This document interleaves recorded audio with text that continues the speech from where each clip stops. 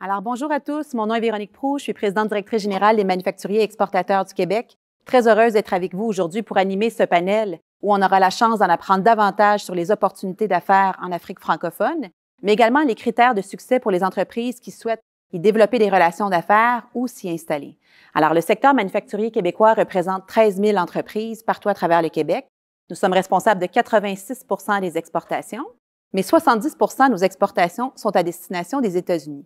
Alors, ça sera d'autant plus intéressant de comprendre concrètement quelles sont les opportunités pour nous en Afrique francophone et de voir comment on peut y réussir avec succès. Alors, on a la chance aujourd'hui de s'entretenir avec 3 panélistes qui pourront nous partager leur expérience.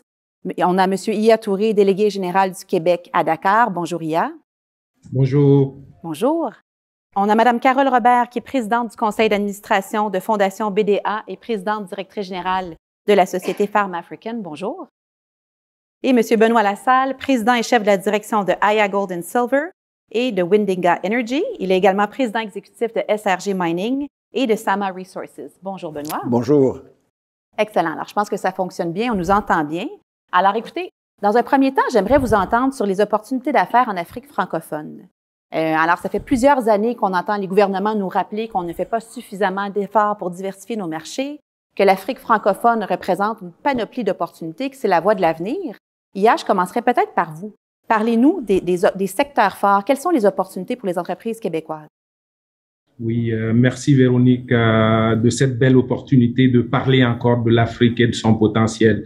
Permettez-moi dans un premier temps de faire un survol rapide des fondamentaux qui font que le monde entier s'intéresse à ce continent. Les pays africains, surtout l'Afrique de l'Ouest et le Maghreb, sont champions de la croissance économique. Avant la période pandémique, le taux de croissance moyen dans la plupart de ces pays avoisinait le 7%. Et même durant la pandémie, les chiffres sont pas négatifs, donc ce qui est un signe très positif. Madame Barcelot et puis Monsieur Monpetit parlaient tantôt du facteur démographique. Selon les chiffres de la Banque mondiale, d'ici 2050, la population africaine va passer de 1,2 milliard à plus de 2 milliards. Et le taux d'urbanisation va dépasser les 60%. Donc, 60% de cette population va vivre dans les grandes villes. On a une classe moyenne aussi qui est en augmentation de façon continue. Plus de 70% de cette population aura en bas de 30 ans. Donc, une population jeune, instruite, éduquée et de plus en plus intégrée à des réseaux internationaux. Ça va avoir un impact majeur sur la consommation. Pensez-y, l'infrastructure dont ce continent va avoir besoin. L'énergie, les différentes sources d'énergie pour faire face à cette demande-là. Pensons à...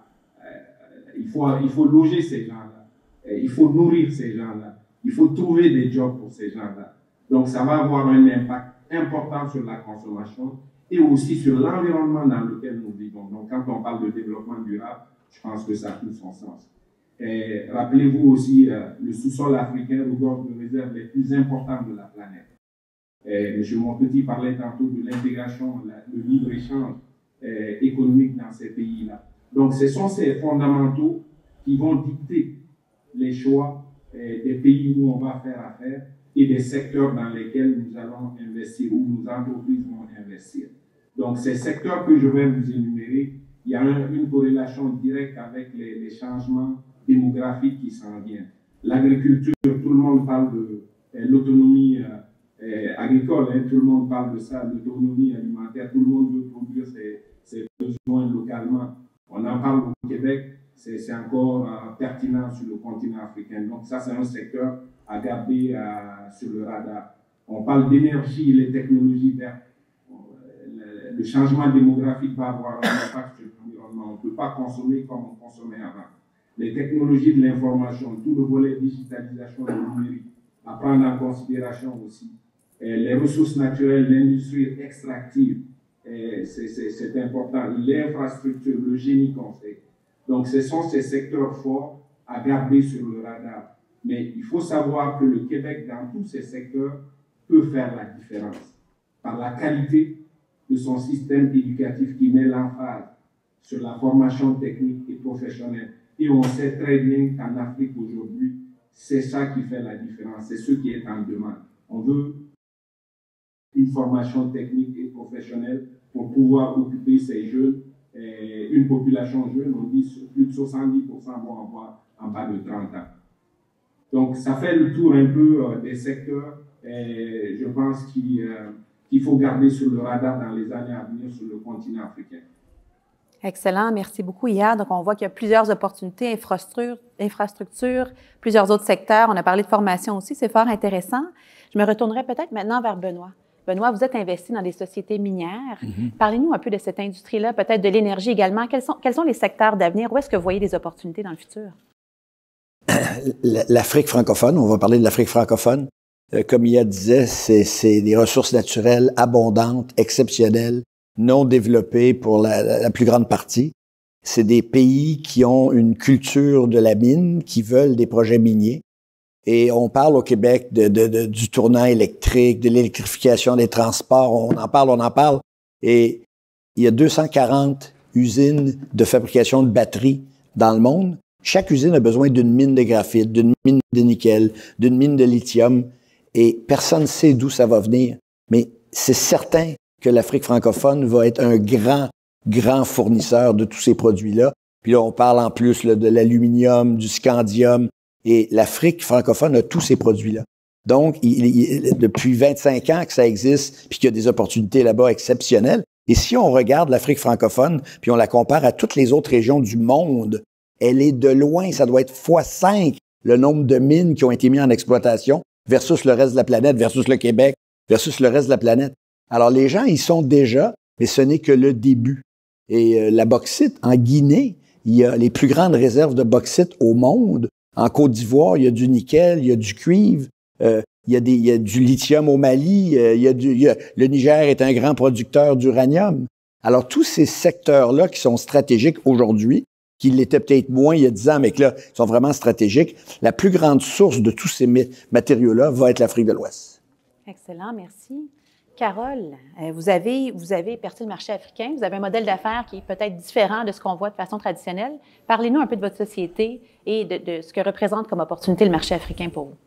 Oui, merci beaucoup. Alors, nous avons choisi d'opérer par un modèle hybride qui est la combinaison d'une ONG et d'une entreprise commerciale. L'ONG s'appelle Fondation BDA.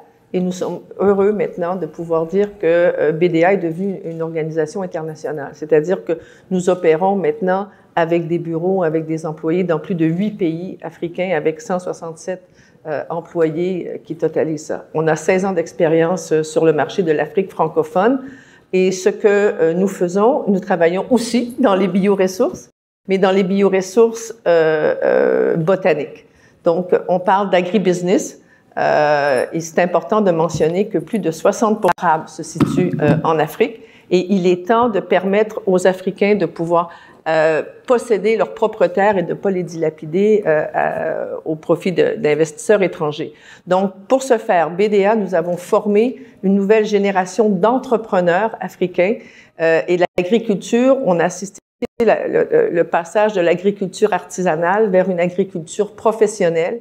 Où les entrepreneurs créent vraiment des PME, productrices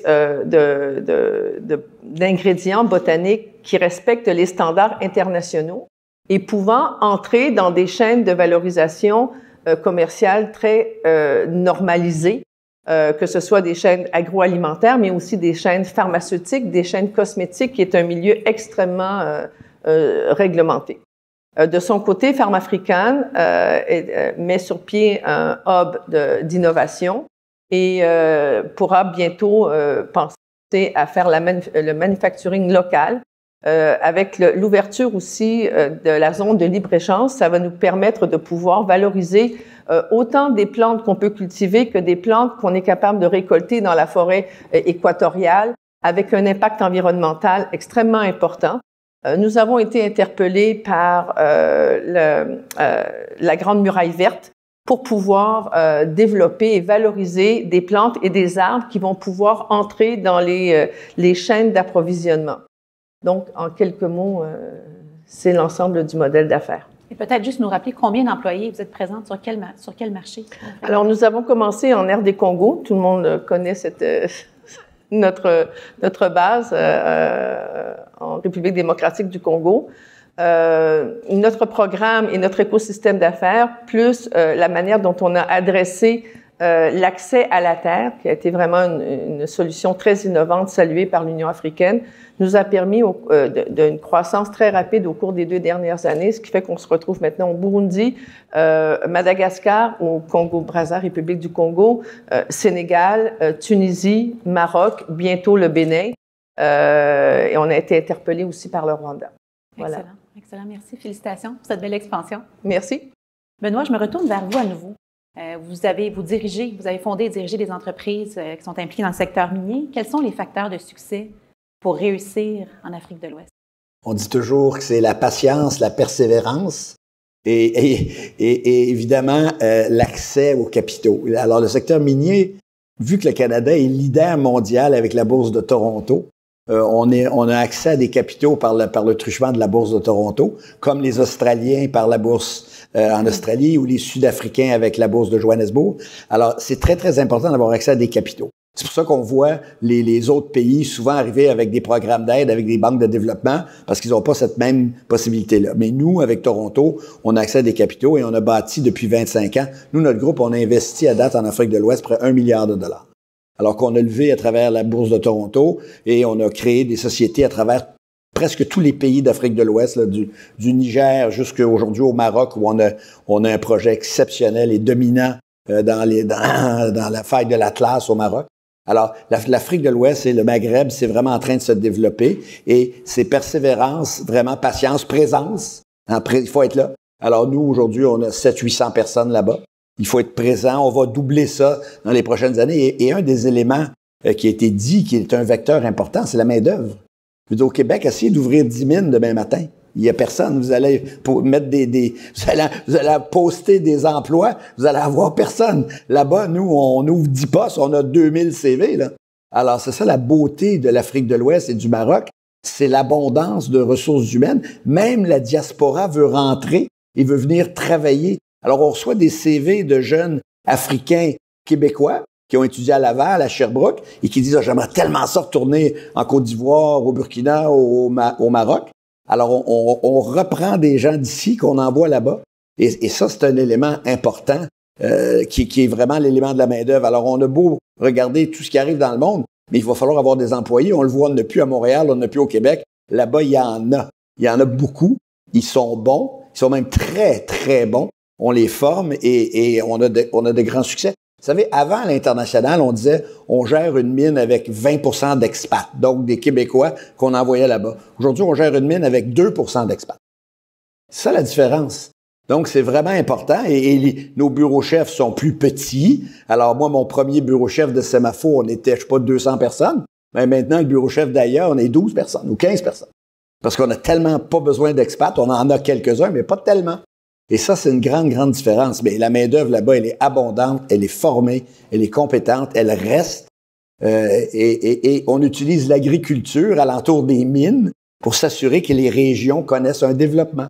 C'est pour ça que je vous disais que j'étais dans l'agriculture aussi, parce que la mine, c'est un pôle économique important, mais c'est 1000 employés ou 500. Mais t'as 25 villages qui te regardent et qui veulent travailler. Alors, on fait des programmes en agriculture. Et donc, l'agriculture avec la mine, ça va main dans la main. Et tous les pays africains, maintenant, dans leur entente minière, nous demandent des projets en agriculture. Excellent. Donc, du développement qui se fait avec la communauté avoisinante des projets. Oui. Excellent. Il y a peut-être de votre côté, là, quels sont les critères de succès? Qu'est-ce qu'il faut faire? Qu'est-ce qu'on doit mettre en place de façon structurante pour inciter davantage d'entreprises à se diriger vers l'Afrique de l'Ouest, vers la francophonie? Merci. Je confirme tout ce que Benoît vient de mentionner.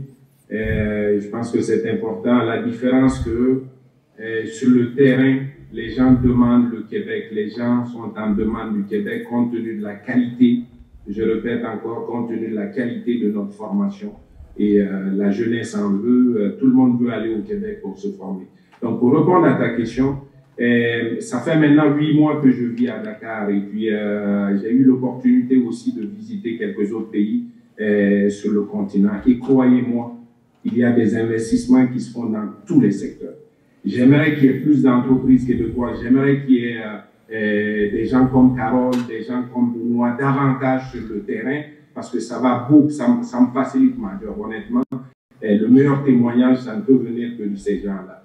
Maintenant, comment faire? Comment faire? C'est toujours ça la question.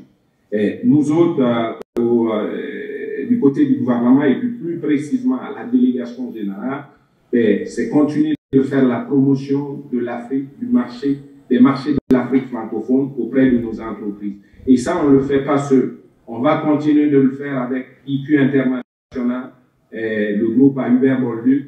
On va continuer de le faire avec Michel Leblanc de la Chambre de commerce et les autres communautés d'affaires. Je pense que c'est très important qu'on continue de sensibiliser et faire la promotion.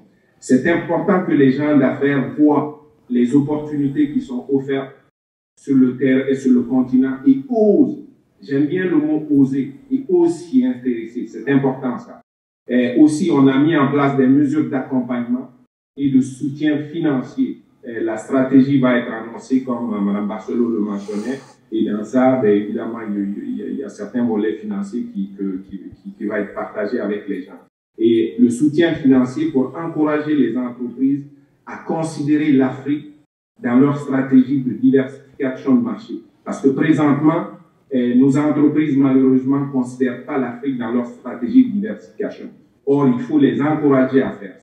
Et c'est ce qui va nous permettre d'exporter davantage, tant au niveau de notre savoir-faire, que des marchandises de qualité. Regardez, ça c'est très important, ce dernier élément. La distance peut être un frein à l'expansion de nos entreprises, à nos gens d'affaires. La distance, parce que pour le commun des mortels, l'Afrique, c'est un pays et c'est loin. Or, on vient de le mentionner, on parle de 54 pays qui sont à des niveaux de développement complètement différents. Donc, c'est pour cette raison que la délégation travaille avec d'autres structures pour la mise en place d'une connexion aérienne directe entre Montréal et Dakar. Dakar veut se positionner comme la porte d'entrée de la francophonie en Afrique de l'Ouest.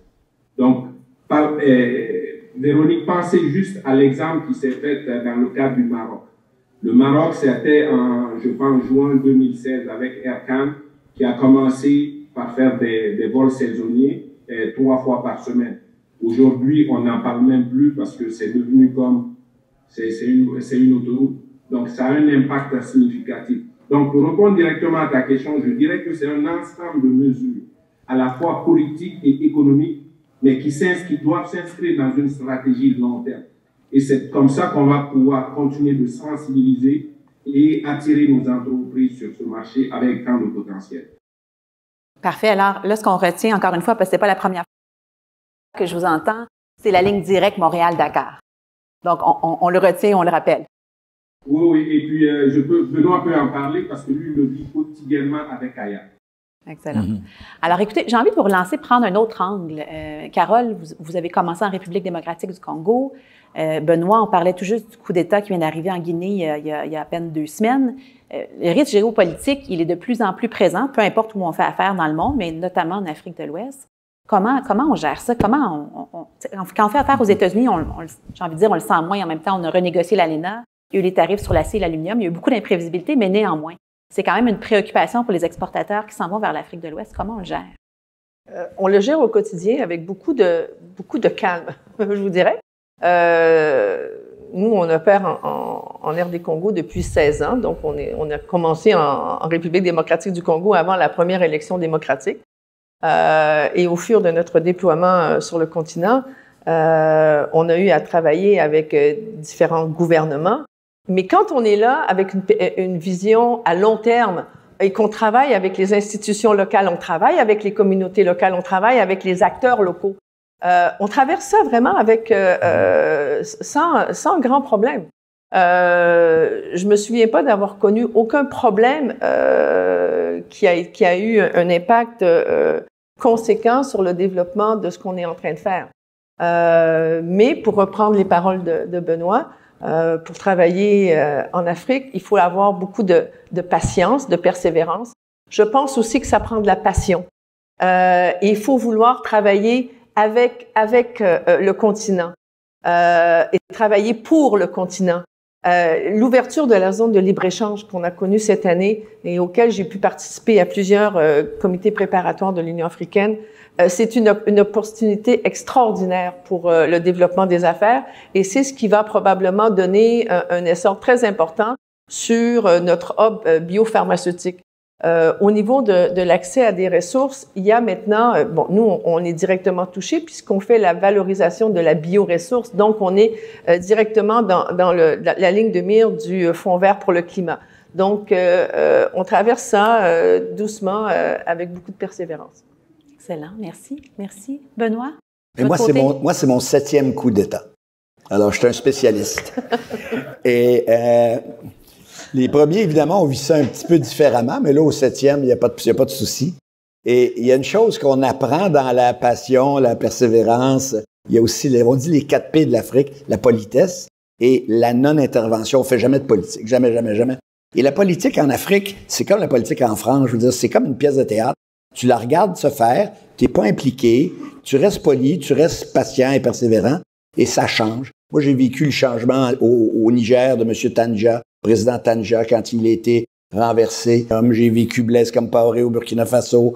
J'ai vécu déjà en Guinée un premier changement. C'est correct. Il n'y a pas de souci. Ils ont jamais changé le code minier ou le code des investissements ou la fiscalité. Jamais. Jamais, jamais, jamais. Et ils ne le feront pas. Parce que les Américains ne les laisseront pas faire, les Français, les Canadiens. On a des ententes FIPA avec dans ces pays-là. Cette entente-là, FIPA, le Foreign Investment Protection Agreement, là, elle est en place. Elle existe, elle est réelle. Alors, ils font des changements de joueurs en politique, mais pas de politique, puis pas de... Je veux dire, la Guinée, elle a la plus belle ressource au monde de bauxite, de graphite, dont on est propriétaire, de nickel, cobalt, il y a 2 projets extraordinaires dans l'acier. Donc, ils perdront jamais ça et ça sera jamais retiré. Donc, oui, il faut gérer... Le pire, c'est quand on est à la bourse, puis que là, les actionnaires s'inquiètent.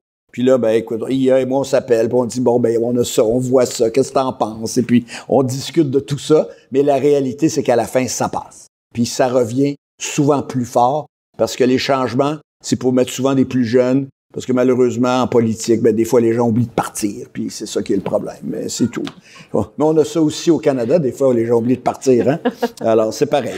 On fera pas de politique ce matin, mais ce que je retiens, c'est l'importance de travailler avec les communautés, les acteurs locaux, qui permettent de perdurer dans le temps. Oui. Puis il faut parler du soleil. Hein? Le soleil, il y a tellement de soleil là-bas que le solaire, c'est une réalité. Le solaire est au kilowattheure à 6 cents maintenant. Avec des batteries Tesla, il est à 8 cents. Les projets hydroélectriques, ça va sortir à 25 sous à la Terre-Neuve. Là. Alors, il faut le savoir que les projets solaires là-bas, c'est le début d'une vague.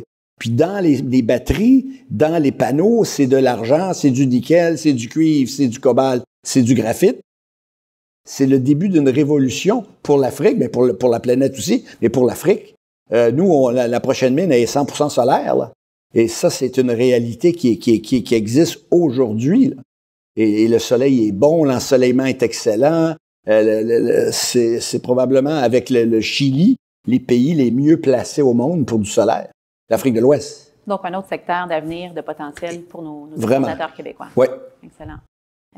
J'aimerais rajouter, pour renchérir sur ce que Benoît vient de dire, en termes de secteurs importants, au niveau des bioressources, on est en train de vivre mondialement un passage de l'industrie pharmaceutique synthétique vers la chimie verte, la chimie bleue et la valorisation des ressources naturelles. C'est quelque chose d'extraordinaire. C'est il y a un consensus sur ça. Et l'Afrique est appelée à être le premier fournisseur de ces biomolécules, puisque la grandeur du continent est là.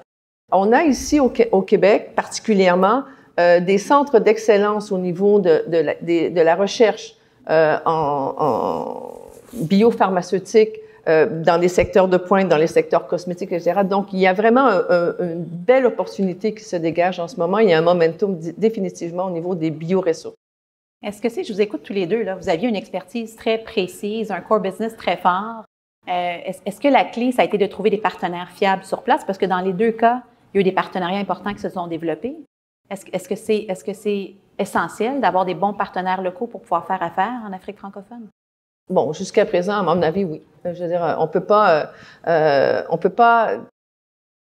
déterminer de faire des affaires en Afrique en n'étant pas connecté avec le continent, en n'étant pas présent, en intégrant dans nos propres structures des gestionnaires et des employés africains et en étant très, très présent dans nos relations avec les communautés, avec les gouvernements, sans faire de politique, mais quand même, il faut quand même... et aussi avec les acteurs économiques. Il y a de plus en plus de chambres de commerce, de structures d'investissement qui représentent... Il y a des entrées uniques. Les pays ont des bureaux d'accueil pour les investisseurs. Et donc, il faut être là et travailler vraiment main dans la main. C'est un peu différent, par exemple, de quand on exporte aux États-Unis où on est dans une relation purement commerciale parfois. Donc, davantage d'investissement, de partenariat pour pouvoir développer à long terme. Oui. Mais pas besoin de partenariat dans le capital, toujours, parce que des fois, ça peut être compliqué, mais de partenariat avec des gens avec qui on travaille étroitement. Mais il faut jamais oublier la présence des ambassades, de l'ambassade canadienne et de l'équipe d'IA pour nous au Sénégal. Ces gens-là sont très, très branchés dans le système. Alors, si tu ne sais pas où aller ou comment y aller, faut que tu parles à nos représentants qui sont là-bas. Eux, ils connaissent les gens, ils connaissent avec qui il faut travailler et pas travailler.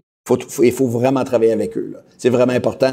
Alors, la délégation du Québec au Sénégal, c'est vraiment stratégique de leur parler. Si tu veux t'implanter là-bas, ça va te sauver beaucoup de soucis. Mais tout est. On a un petit groupe, un petit CGI de Montréal qui s'appelle YUL, Y-U-L, qui est partout en Afrique de l'Ouest. C'est le petit CGI. Ben, c'est des Québécois qui ont des bureaux maintenant dans tous les pays, qui soumissionnent sur toutes les offres que parce que les gouvernements ont besoin de gestion des impôts, gestion de la démographie, gestion du parc immobilier, et tout est à faire. Et quelqu'un qui se positionne là-bas peut réussir. C'est être là, un petit peu de capital, évidemment, mais tout est à faire. Excellent. Alors, j'allais me retourner vers vous, puis j'allais dire, il y a des gens qui nous écoutent, qui sont présents dans la salle, qui commencent à s'y intéresser, qui pensent à exporter en Afrique francophone. Ils commencent par où? Ils cognent à quelle porte? Comment est-ce que vous pouvez le supporter? Le Benoît a fait un peu votre pitch en amont, là. Et vous êtes très bien présenté, mais j'aimerais quand même vous entendre plus spécifiquement. Oui. Merci, Benoît. Je pense que, juste pour revenir, ce qui est important pour nos entreprises, monsieur, madame, c'est de commencer à voir l'Afrique comme une terre d'opportunité, une place où il y a de l'argent à faire. Il ne faut pas voir l'Afrique comme étant, c'est l'assistance. Il y a de l'argent à faire, comme le diraient les anglophones, nous, en bon québécois, il y a de la business à faire là. Deuxièmement, important aussi, les facteurs de succès, Carole l'a mentionné tantôt, c'est d'être présent sur le terrain avec une stratégie long terme et être capable de s'adapter aux réalités locales. Vous parlez du coup d'État, là. Le coup d'État, moi, Benoît le sait, moi j'ai vu le monsieur le 27 mai, Benoît l'a vu une semaine après moi. Donc, ça vous dit jusqu'à quel point on est connecté dans ces milieux politiques-là. Et donc, les entreprises québécoises peuvent vraiment compter sur nous. D'ailleurs, c'est la raison pour laquelle le Québec, seulement le Québec, on a 3 représentations en Afrique francophone et au Maghreb. Ces représentations, c'est vos yeux, vos oreilles sur le terrain. Il ne faut pas hésiter, comme Benoît l'a dit, là, de venir nous voir. On vous apporte vraiment de la valeur ajoutée.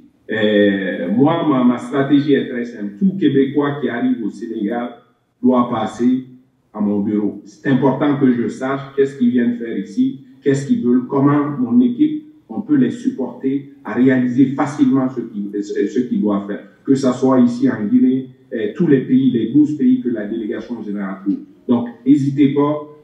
On a des réseaux un peu partout. On connaît beaucoup de monde. Et on est vraiment terrain, si je peux le résumer ainsi. Merci beaucoup, Ia. Alors, je pense que c'est un message fort qu'on envoie aux gens qui sont présents et qui souhaitent développer le marché. Peut-être le mot de la fin en 30 secondes, Carole et Benoît. Quel conseil est-ce que vous donneriez aux gens qui nous écoutent et qui s'intéressent à l'Afrique francophone? Allez-y sans tarder. Moi, ce qui me fascine à chaque fois que je débarque sur le continent, c'est la présence massive de tout le monde est là. Les Français, les Belges, les Suisses, les Italiens, tout le monde est là. Et puis, je me dis, mais qu'est-ce que les Québécois attendent pour le faire? Venez, il y a vraiment effectivement de la business à faire. Il y a aussi des gens extraordinaires à rencontrer. Et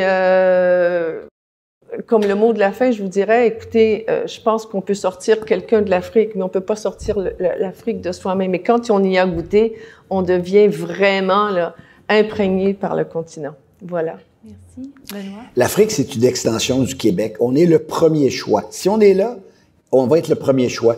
Tout le monde a étudié à Laval, à Sherbrooke, à Montréal. On est toujours avec quelqu'un dont le fils demeure sur Édouard-Montpetit. C'est tout le temps comme ça. Alors, il faut être là. Ils veulent travailler avec nous. Hein? Ils veulent travailler avec nous, puis ils suivent la politique canadienne, québécoise. Ils suivent certaines émissions. On est leur premier choix, mais on n'est pas là. Ils reçoivent des soumissions de la Chine, de la Turquie maintenant, du Brésil, puis tous les pays européens, puis nous, on n'est pas là. Sauf dans les mines, puis là, dans l'agriculture. Mais sinon, on n'est pas là. On n'est vraiment pas là. Et c'est malheureux. C'est une grande opportunité. Et je vous le dis, on est leur premier choix. Je sais pas combien de fois, là, je suis devant quelqu'un, je dis, ah oui, ben, j'ai étudié 5 ans au HEC. Parle de choses très, très, très Québec. Alors, on est le premier choix, il faut juste être là-bas. Excellent. Alors, on entend le message. Merci beaucoup à vous trois d'avoir pris le temps, vos propos très généreux. Ça a été un excellent échange. Alors, merci à tous, une excellente fin de journée.